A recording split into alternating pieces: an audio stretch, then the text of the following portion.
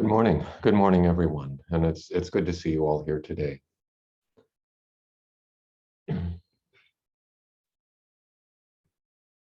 So it's a beautiful day and starting to warm a bit. Feeling very much like spring.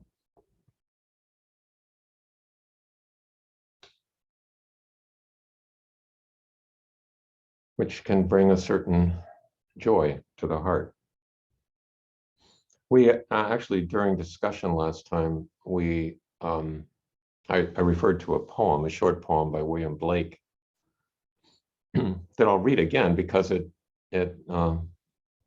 leads into, I think, this next passage in the Fukazazenji that we'll be talking about today. We'll probably have this session and next session to finish up at least this round of discussion of the Fukazazenji. But the poem of William Blake is called Eternity. He who binds to himself a joy does the winged life destroy, but he who kisses the joy as it flies lives in eternal sunrise.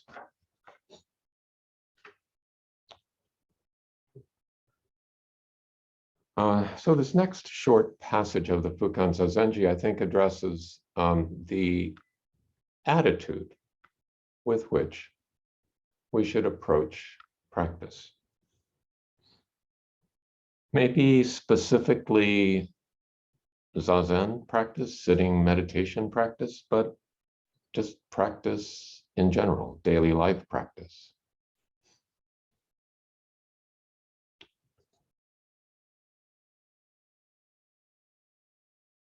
So we'll start with the San Francisco Zen Center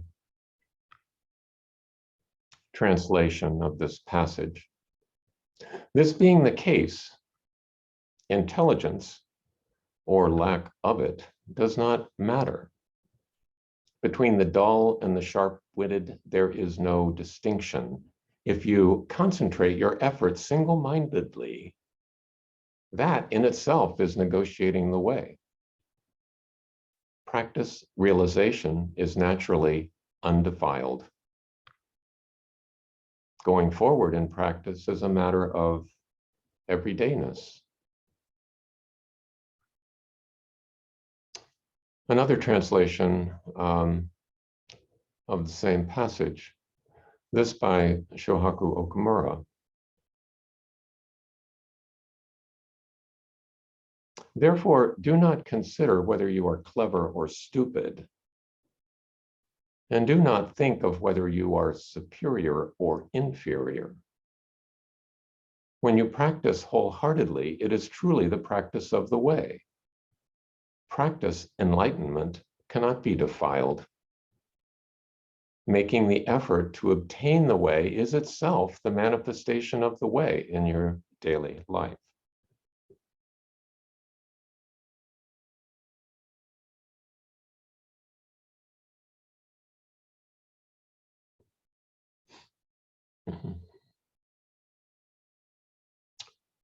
So this is kind of reassuring in a way that whatever we are trying to achieve or accomplish or do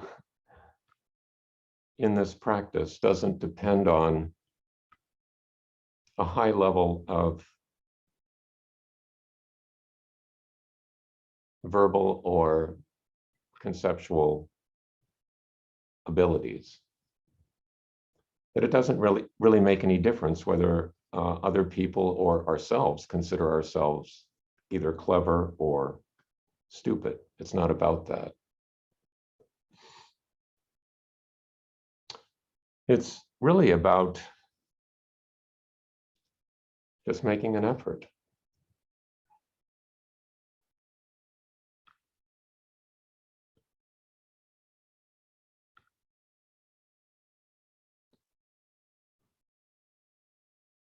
So it's about just trying to participate in one's life, to doing the best you can with your meditation practice and with your life in general.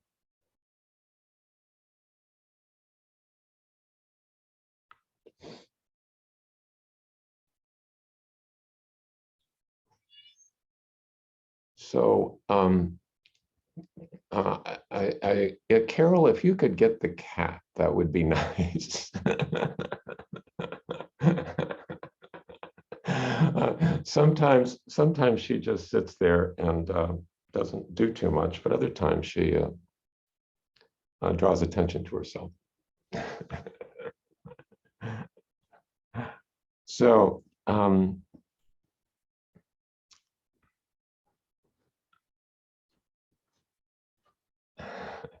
there you go.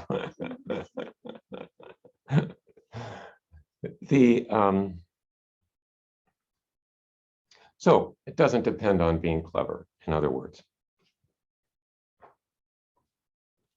And in fact, I think that cleverness can sometimes be an obstacle, because being clever, one tends to depend upon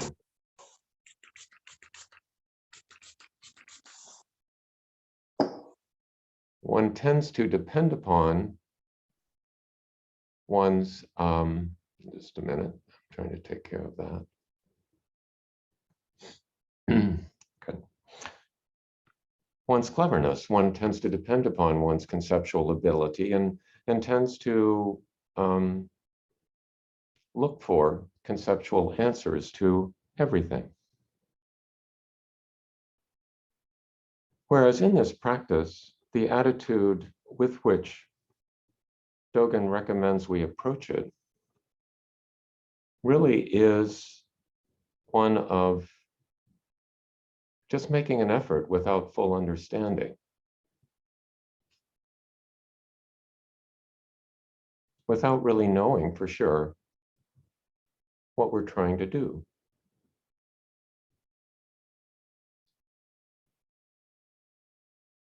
That's not always a good practice. If one approaches one's financial life that way, you can get into big trouble quickly. If one tries to repair one's car that way, you can really make a mess of things. But Zazen is a fairly harmless sort of activity. Just stilling the body, watching the mind still.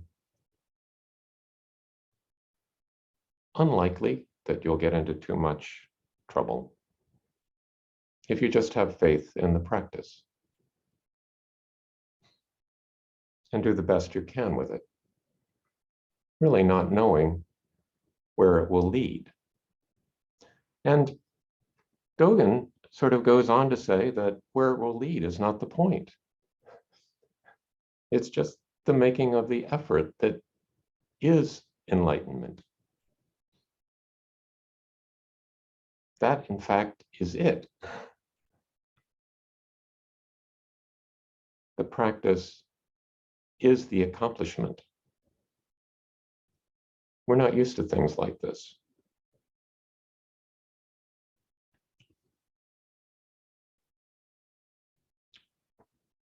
When I read that passage about clever versus stupid, several things came to mind. And I tended to relate it to something I have encountered recently in the material I've encountered in the training for substitute teachers in the Rittner School District.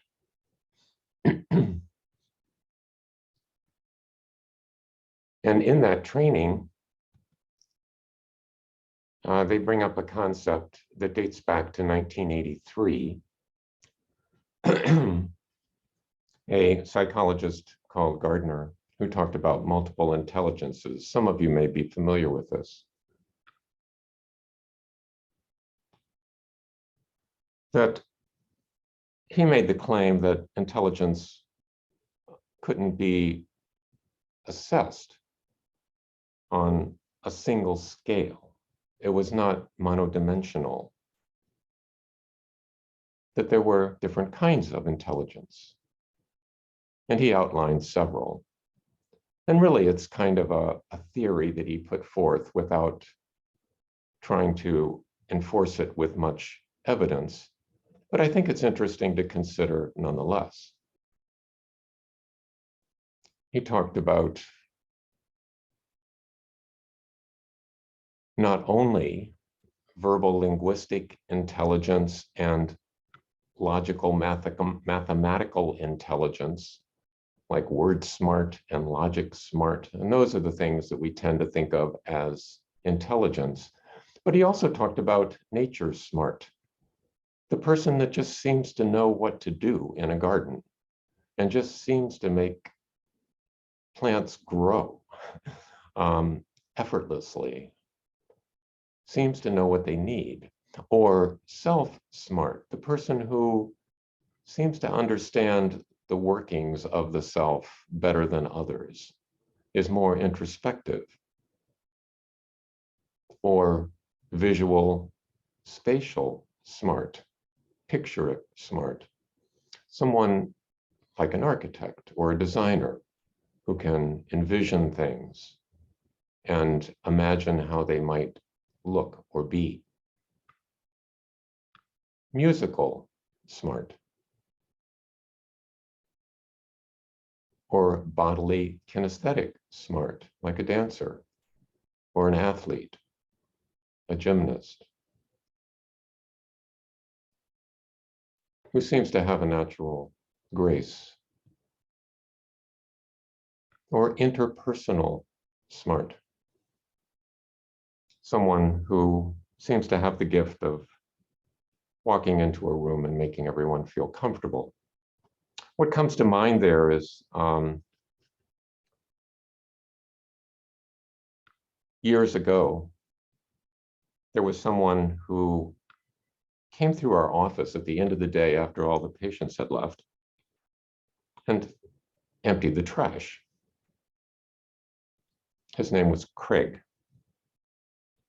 And a lot of things I forget, but I don't think I'll ever forget Craig because he always smiled when he came through and had a little short conversation. He remembered everybody's name. I know he talked with one of the stenographers about the troubles he was having with his girlfriend. He was interested in baseball. And every day, it was, you could count on Craig coming by and smiling and giving some sort of cheerful greeting. Didn't seem forced, seemed like very much a part of just being Craig.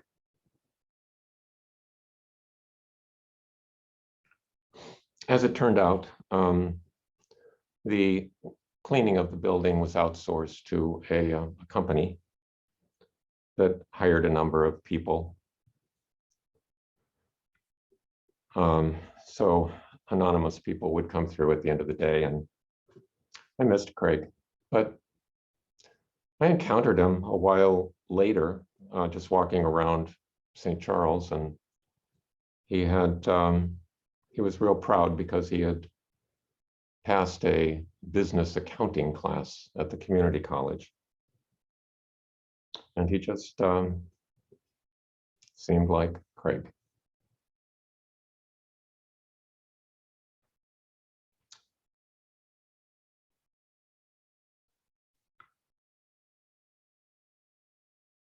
So the enlightenment that Dogen talks about is always attached to practice. He often uses the compound word, practice enlightenment. the two characters for those grouped right next to each other. So that there's something dynamic about enlightenment. It's not a static state. You can't possess it. But it is realized or manifested or actualized in the doing.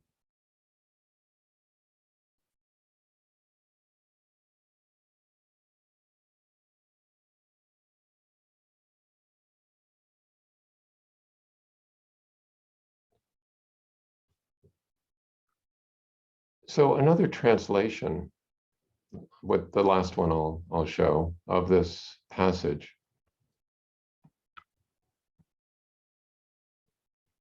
is a more broad translation by Yokoi and Victoria.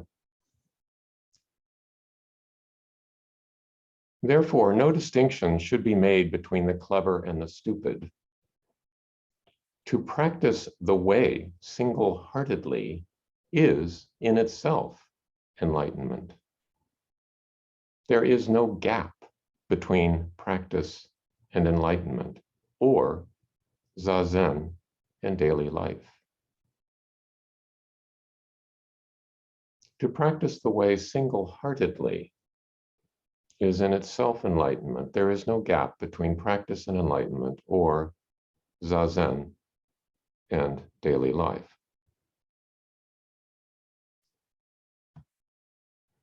This use of the term the way sort of infused itself into Buddhist teachings when they came to China, because that term, the way, Tao, had a rich history in China.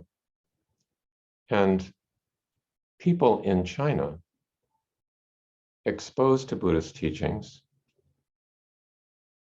could identify some similarities between the Buddha's teachings and teachings they were familiar with, Taoist teachings. The way has many, many meanings in China, and I'm not an expert on them. One meaning is the very concrete meaning of just a road or a path. But it also refers more generally to the flow of the universe, the way things are. And being of the way has to do with harmonizing with that flow,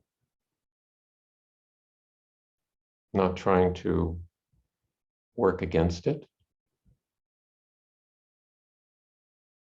but to work with it, to harmonize with it.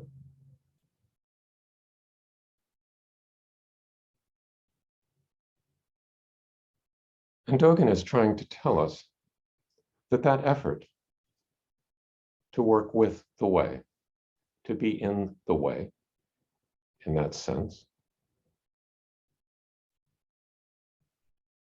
is in fact enlightenment itself.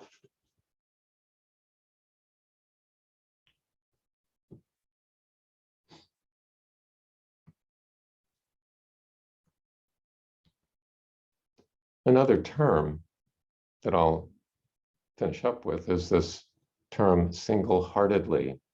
In another translation, you may remember they use the term single-mindedly. And of course, in English, we make a distinction between heart and mind. In Chinese and in Japanese, they don't.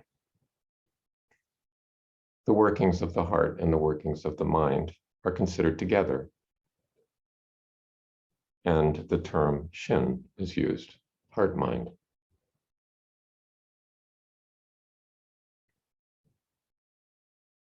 So wholeheartedly making an effort, no matter what seems to be happening, is, in Dogen's view, the practice and enlightenment. And it carries itself through into everydayness, so that the practice of Zazen, one's approach to that, becomes one's approach to everything else.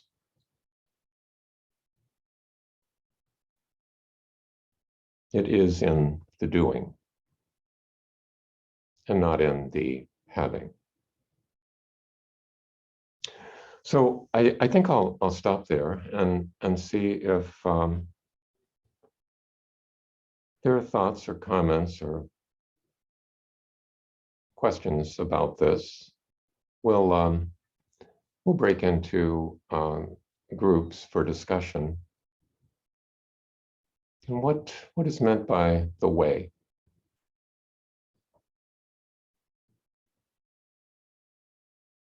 What is meant by, and how does this practice, how can that possibly be enlightenment?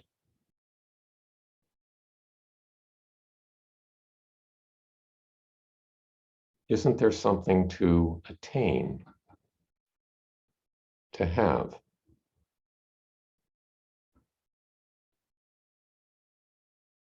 And how can it possibly not matter whether we're clever or stupid? What is this? So we'll stop with that. And